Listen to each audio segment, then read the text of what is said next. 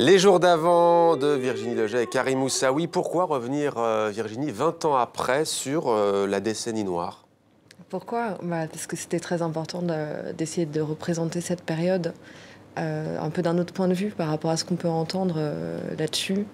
Moi, c'était des raisons assez personnelles, mais Karim encore plus, puisque le film est tourné là où lui-même a grandi, et dans un endroit que lui a quitté en 94, au moment où il choisit de raconter le film. Je crois que c'était important d'essayer pas de parler de cette période, mais de la représenter à partir de ce que les gens vivaient très quotidiennement. Et des adolescents qui ne comprenaient pas grand-chose à ce qui se passait politiquement autour, quoi. Voilà. Donc Karim Moussaoui a donc vécu à Sidi Moussa jusqu'en 1994. Et vous-même, quel est votre rapport à ce pays, l'Algérie? Moi, je me rappelle beaucoup, à la même époque, des gens algériens qui arrivaient dans ma classe au collège, en fait, et qui vivaient le début de cette guerre civile et qui étaient arrachés, qui partaient précipitamment, qui avaient une partie de leur famille qui restait là-bas. Je me rappelle d'une camarade, Ghislaine, qui me parlait de son frère qui était au maquis.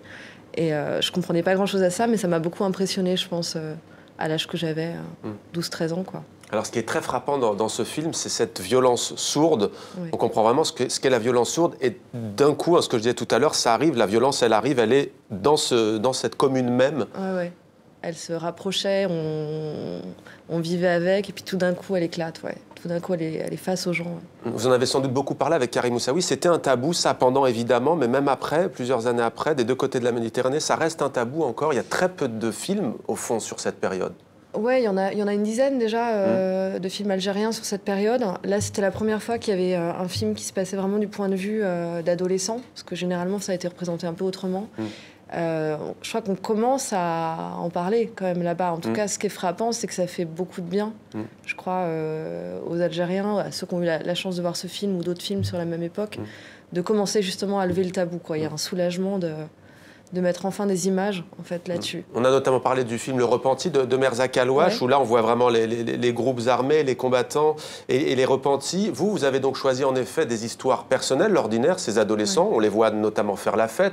On les voit aussi s'ignorer parce qu'il est difficile de s'aimer. Il y a le tabou aussi sentimental. Qu'est-ce que ça apporte? Là aussi, même question. On parlait tout à l'heure de Beyrouth. Qu'est-ce que ça apporte de parler d'un conflit, d'une guerre civile à travers l'ordinaire? Je pense que ça apporte beaucoup plus de justesse, en fait.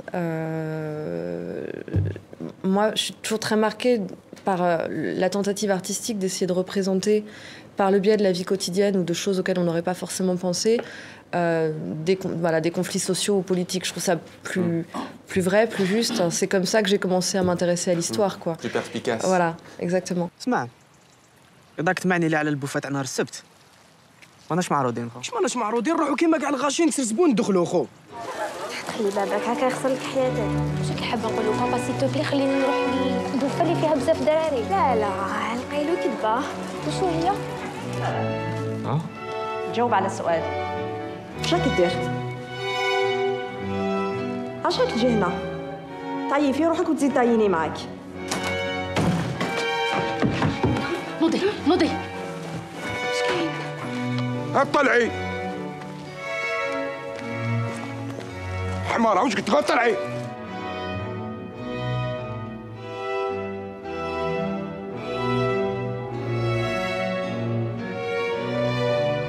ما دير والو في الهرم صبار